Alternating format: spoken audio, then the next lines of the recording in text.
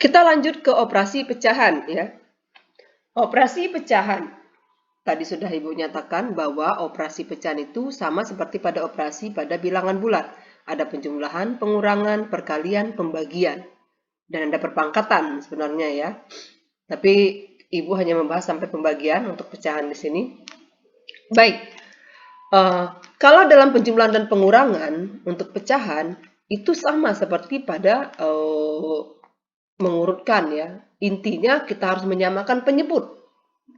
Kalau penyebutnya tidak sama, tidak bisa ditambahkan, tidak bisa dikurangkan. Jadi kalau sudah sama, bisa tinggal kurangkan saja bagian atasnya atau pembilangnya ya. Jadi bentuknya ada dua.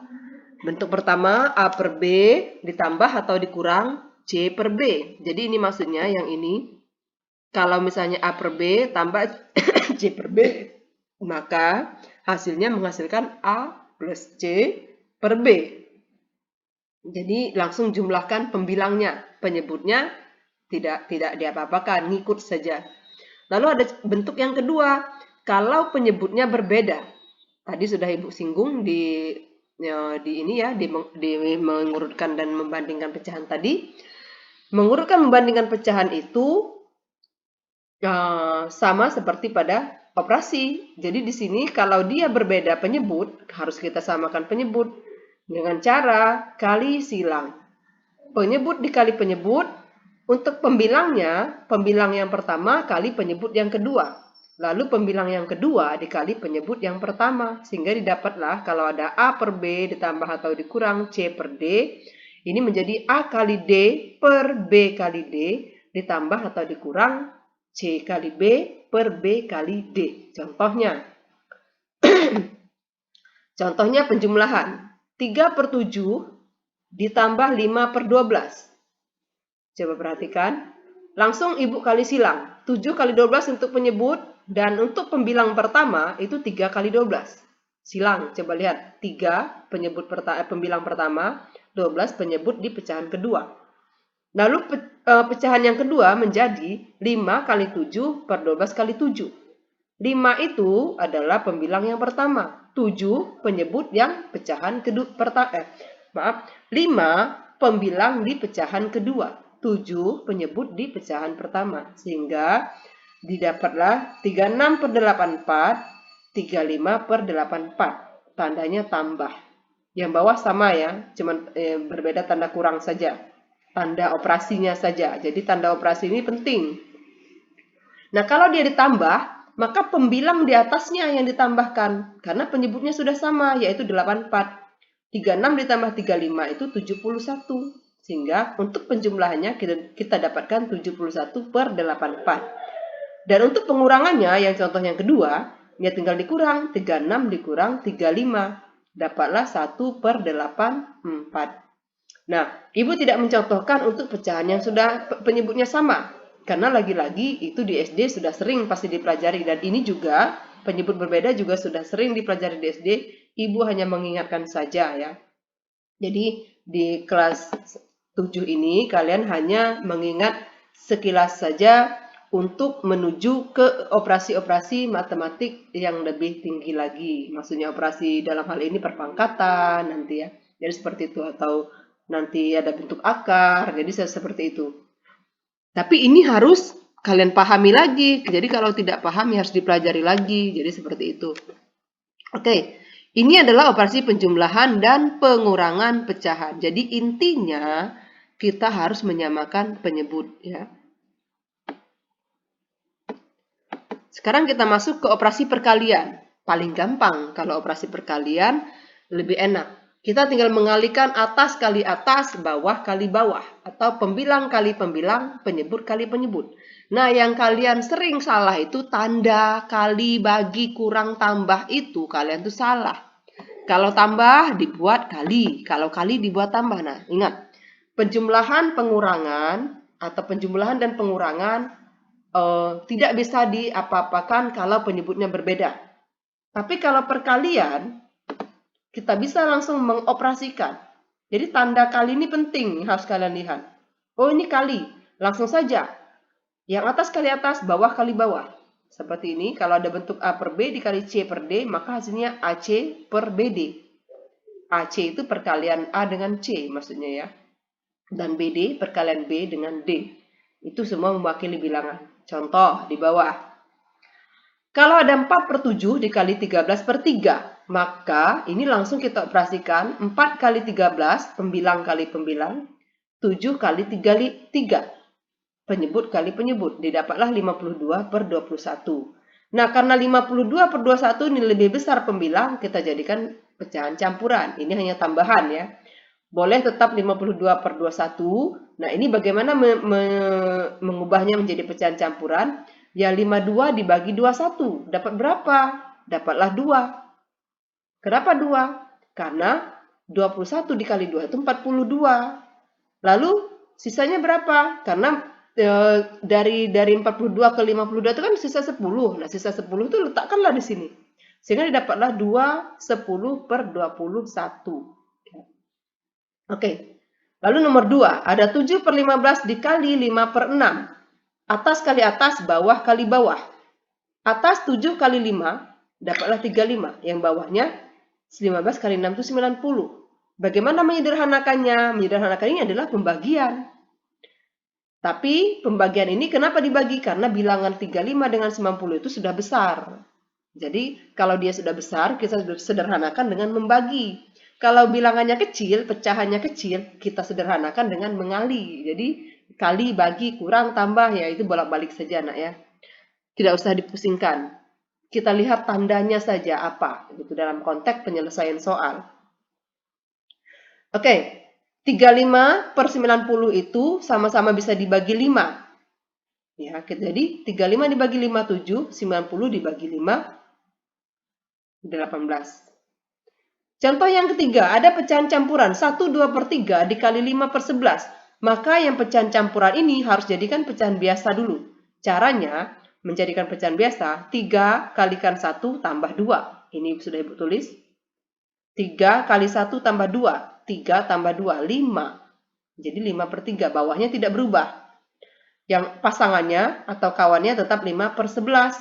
Kalikan 5 kali 5, 3 kali 11, 55. 5 dikali 5, 25. 3 kali 11, 33. Jadi didapatlah 25 per 33.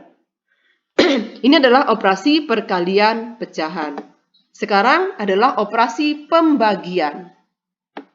Kalau perkalian tadi atas kali atas, bawah kali bawah. Nah, untuk pembagian, kita harus mengubahnya menjadi perkalian. Ingat, kalau ada pecahan, dibagi pecahan, maka kita ubah menjadi perkalian. Dengan catatan, penyebut pecahan yang kedua atau penyebutnya, pecahan dari yang penyebut itu menjadi dibalik, ditukar posisi. Jadi misalnya ada A per B dibagi C per D. Anggaplah ini bilangan. Maka ini akan berubah menjadi A per B-nya tetap dikali. Yang tadi bagi jadi kali. Lalu bukan lagi C per D, balik D per C. Sehingga operasikan dengan perkalian. Dapatlah A kali D, B kali C. Contoh, 3 per 4 dibagi 5 per 7. Maka bentuknya kita ubah dulu menjadi kali. 3 per 4 tetap, 5 per 7 menjadi kali, karena sudah dirubah kali menjadi 7 per 5. Balik, ya kan? Dibalik. Sehingga dapatlah 3 kali 7 per 4 kali 5. 3 kali 7, 21. 4 kali 5, 20. Dapatlah 21 per 20. Ada pecahan campuran misalnya. Oke, 2 per 5 dibagi 3, 1 per 6. Kalau ada pecahan campuran, apapun itu ditambah, dijumlah, dibagi, dikali, diurutkan, dibandingkan, maka jadikan dulu pecahan biasa. Sebelum kita operasikan atau sebelum kita jalankan, mau diapakan dia. Jadi jadikan dulu pecahan biasa. Sekarang kita rubah ke pecahan biasa, oke? Yang nomor 2 ya. 2 per 5 kita ubah menjadi pecahan biasa menjadi 5 kali 2 tambah 2 untuk pembilang. 5 kali 2, 10 tambah 2, 12. Di bawahnya tetap 5 penyebutnya. Dapatlah 12 per 5. Lalu 3, 1 per 6 ubah menjadi pecahan biasa. Sehingga didapatlah 6 kali 3 tambah 1. 6 kali 3, 18 tambah 1, 19. 6, penyebutnya tetap 6, didapatlah 19 per 6. Sehingga kita mendapatkan bentuk pembagian yang baru dalam bentuk pecahan biasa, yaitu 12 per 5 dibagi 19 per 6. Lihat catatannya ya, Ibu harapkan kalian sambil menonton ini melihat catatannya. Oleh karena itu minggu lalu Ibu sudah memberikan catatan. Nah, 19 per 6. Lalu 12 per 5 jadikan perkalian selanjutnya. Tadi bagi, sekarang kali.